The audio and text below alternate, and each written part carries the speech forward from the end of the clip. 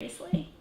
And I thought, like, wow, that's so powerful that you see that. Because, and then he said, but maybe that's just a thought.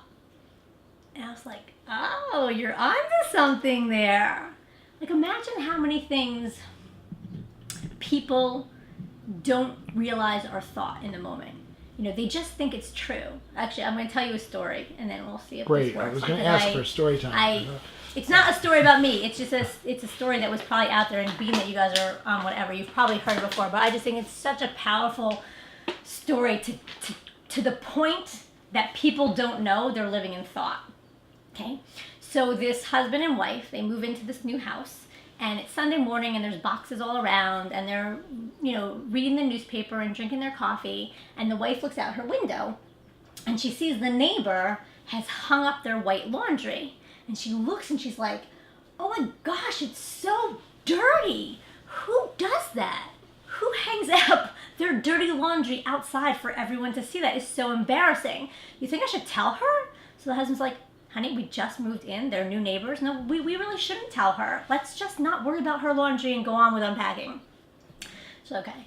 So the next Sunday comes, and they're sitting, drinking their coffee, reading the paper, and she looks out her window, and she's like, oh my gosh, honey, they did it again. They hung up their laundry. Their white, look at how dirty it is. We know I'm really good with laundry. Maybe she doesn't have the right detergent, but if I just drop it off and I don't say anything, he's like, honey, we just moved in. We don't need problems with our neighbors. Like, please just forget about their laundry. So this goes on like for a couple of weeks, and every week he's like, oh my gosh, maybe I should say, no, honey, don't say anything. So after about 6 weeks, they're sitting there. The packages are finally, like, the boxes are all gone. They're having their coffee. They're drinking they're reading the paper. And she looks out the window and she says, oh my gosh, honey, look, the laundry's so clean. She finally got it right. I am so glad I didn't say anything. I would have been so embarrassed. We would have had such bad relations with our neighbors. I'm so glad I didn't say anything. That is so awesome. I'm so happy for her. And she looks at her paper, and she drinks her coffee, and she looks at her husband, and she says, what did you do this morning? And he said, I washed the windows. Okay, so let me explain.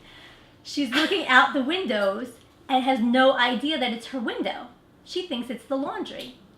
That's life. We look out and we think, I'm seeing the truth. Objectively, I am just describing what I'm seeing in life. And what this is pointing to is like, no, you're never objectively just describing life. You're describing your thinking about life. And as soon as something gets cleared up, you see it differently. And that is so helpful for people to know that you're not experiencing the laundry. You're experiencing your thinking about it. And you think it's happening out there, and it's really happening in here. And as you kind of clean up and get clear and see the filter you start getting visibility and waking up to all the different feelings and thoughts you're having, you're like, oh my gosh, I am always 100% of the time having a thought created experience. And I get duped into the illusion that I'm not. That somehow you're creating my experience, that somehow the weather's creating my experience, that somehow my past is creating my experience. Like, that's the human experience. We're in it and we're out of it. But somehow when we have a knowing, like a knowing that, but there is a truth. There is a truth of how my experience really does work, and I can always kind of come back to that. I can always wake up to that. Somehow when I do get lost, it doesn't seem so extreme. It doesn't seem as uncomfortable. It doesn't seem so painful. It's like we all get lost. There's almost like an accepting of my humanity. Like, oh, I just got lost in a misunderstanding right now. Well, not really a big deal because it was all just a thought-created experience. Anyway, like, I can be okay. I'm really okay. I'm okay no matter what.